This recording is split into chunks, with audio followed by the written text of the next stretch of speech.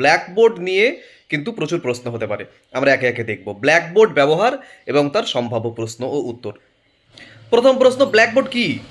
Blackboard হলো শিক্ষণ বা শেখার একটি গুরুত্বপূর্ণ ভিজুয়াল উপকরণ, মানে একটা টিএলএম কিন্তু, যেখানে শিক্ষক লেখার মাধ্যমে পাঠ শেখান, শিশুদের মনোযোগ আকর্ষণ করেন। এবার আপনাকে জিজ্ঞেস করা হলো 2 নম্বর প্রশ্ন, ব্ল্যাকবোর্ড ব্যবহারের গুরুত্ব কি? ব্ল্যাকবোর্ড কাকে বলে ধরবে না, এই দ্বিতীয় প্রশ্নটাই ইম্পর্টেন্ট। ব্ল্যাকবোর্ড ব্যবহারের গুরুত্ব কি? এক হচ্ছে শিক্ষার্থীদের মনোযোগ ধরে রাখে, 2 বিষয় বুঝতে সাহায্য করে, 3 শিক্ষক শিক্ষার্থী পারস্পরিক যোগাযোগ আরও স্ট্রং হয় বা শক্ত হয়, 4 হচ্ছে শেখা স্থায়ী হয়, কোনো কিছু মুখে বলার থেকে যখন সেটিকে লেখা হয়, রিটেন কোনো জিনিসের দাম কিন্তু বা স্থায়িত্ব কিন্তু অনেক বেশি। তাই খুব সহজেই কিন্তু আমরা ব্ল্যাকবোর্ডের মাধ্যমে আমরা কিন্তু শেখার ব্যাপারটাকে খুব আকর্ষণীয় করে তুলতে পারি বা ভালো করে শেখাতে পারি। 3 নম্বর প্রশ্ন, ভালো ব্ল্যাকবোর্ড ব্যবহারের বৈশিষ্ট্য কী? পরিষ্কার ও সঠিক হস্তাক্ষর। একজন টিচার যিনি ব্ল্যাকবোর্ডে লিখবেন তার প্রথম কাজ হচ্ছে পরিষ্কার এবং সঠিক হস্তাক্ষর। 2 বড় বড় অক্ষর করে লেখা এবং সুষম লেখা, মানে সাইজগুলো যেন এক হয় আর কি, হ্যাঁ, বড় অক্ষর এবং সুষম লেখা। 3 নম্বর কি, সুন্দরভাবে, মানে গোটা ব্যাপারটা যেন সুন্দর লাগে দেখতে, মানে আপনি যখন বোর্ডে লিখছেন সর্বাঙ্গীন যেন সেটা সুন্দর হয়। 4 কি, বিষয় অনুযায়ী চিত্র বা ডায়াগ্রাম। 5 কি, ক্লাসের পরে বোর্ড পরিষ্কার রাখা, মানে ক্লাস থেকে যখন আপনি বেরোবেন আপনি কিন্তু ব্ল্যাকবোর্ডটি পরিষ্কার করে যাবেন, মানে মুছে যাবেন আর কি, মানে পরবর্তী টিচার এসে দেখবেন না আপনি আগের ক্লাসে কী লিখেছিলেন। শিক্ষক ব্ল্যাকবোর্ড ব্যবহার করবার সময় কি কি খেয়াল রাখবেন? আপনি যখন ব্ল্যাকবোর্ড ব্যবহার করবেন কি কি খেয়াল রাখবেন? এক হচ্ছে লেখার সময় শিক্ষার্থীদের দিকে আংশিক মুখ রাখবো, মানে একদম লিখে গেলাম বোর্ডের দিকে তাকিয়ে তা নয়, শিক্ষার্থীদের দিকেও নজর রাখতে হবে, বোর্ডের দিকেও নজর রাখতে হবে। 2 হচ্ছে বোর্ড ভর্তি না করে একদম লেখা আর কি, হ্যাঁ, একদম মানে ঘিঞ্জি হয়ে গেল ব্যাপারটা, এরকম যেন না হয়।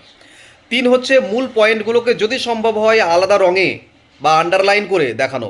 4 হচ্ছে 45 ডিগ্রি অ্যাঙ্গেল করে লেখা। আমি যখন ব্ল্যাকবোর্ডে দাঁড়াবো ব্ল্যাকবোর্ডের সঙ্গে আমার অ্যাঙ্গেল হবে 45 ডিগ্রি, না হলে তো আমার মানে আমার ছাত্রছাত্রীরা দেখতেই পাবে না লেখাটা। তাহলে আমি যে মুহূর্তে লিখছি সেই মুহূর্তেই যেন সেই লেখাটি কিন্তু স্টুডেন্টদের কিন্তু যাতে নজরে আসে, এবং ব্ল্যাকবোর্ডে বোর্ড ওয়ার্ক করব। ওকে, এবার আপনাকে জিজ্ঞেস করা হলো ব্ল্যাকবোর্ডের সীমাবদ্ধতা কি আপনি মনে করেন? ব্ল্যাকবোর্ডে কি কোনো সীমাবদ্ধতা আছে? হ্যাঁ আছে। এক হচ্ছে আলো বা ধুলোর সমস্যা হতে পারে। 2 যেখানে বড় ক্লাস সেখানে সবাই স্পষ্ট দেখতে নাও পেতে পারে। 3 হচ্ছে প্রযুক্তিগত শিক্ষার মতো ইন্টারঅ্যাক্টিভ নয় এটি, এটি একটি কিন্তু সীমাবদ্ধতা। আচ্ছা, এবার আপনাকে জিজ্ঞাসা করা হলো ব্ল্যাকবোর্ডের পরিবর্তে বর্তমানে কি কি ব্যবহার করা হচ্ছে বা ব্যবহার করা যেতে পারে? White board, smart board, digital board, যা আইসিটি ভিত্তিক শিক্ষণকে আরও আকর্ষণীয় করে তোলে, এগুলো ব্যবহার করা যেতে পারে। এবার আপনাকে প্রশ্ন করা হলো, নেক্সট প্রশ্ন, ব্ল্যাকবোর্ডে লেখা কেমন হওয়া উচিত? উত্তর কী হবে?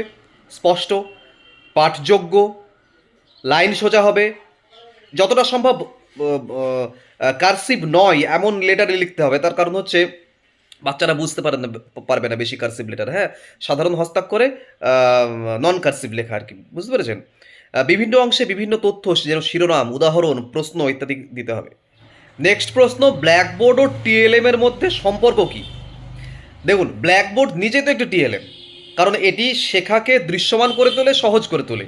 অন্যান্য টিএলএম এর সাথে ব্যবহার করলে কি হয়, মানে অন্যান্য টিএলএম এর সঙ্গে এই টিএলএম মানে ব্ল্যাকবোর্ড ব্যবহার করলে কি হয়, শেখার ফলটি আরও ভালো হয়।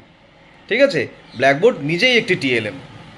নেক্সট প্রশ্ন, কিভাবে ব্ল্যাকবোর্ডকে ইন্টারঅ্যাক্টিভ করা যেতে পারে বলে আপনার মনে হয়? শিক্ষার্থীদের দিয়ে লেখাবো, মানে বোর্ডে ডাকবো, ফিল ইন দ্য ব্ল্যাঙ্কস করতে দেবো, ম্যাচিং করতে দেবো, পাজল দেবো, এগুলো কিন্তু খুব উপকারী এই বিষয়ে।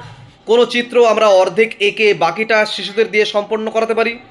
এই সমস্ত কিছুর মাধ্যমে আমরা ব্ল্যাকবোর্ডকে ইন্টারঅ্যাক্টিভ করে তুলতে পারি। এই ছিল আজকের ভিডিও, দেখা হচ্ছে পরের ভিডিওতে খুব তাড়াতাড়ি।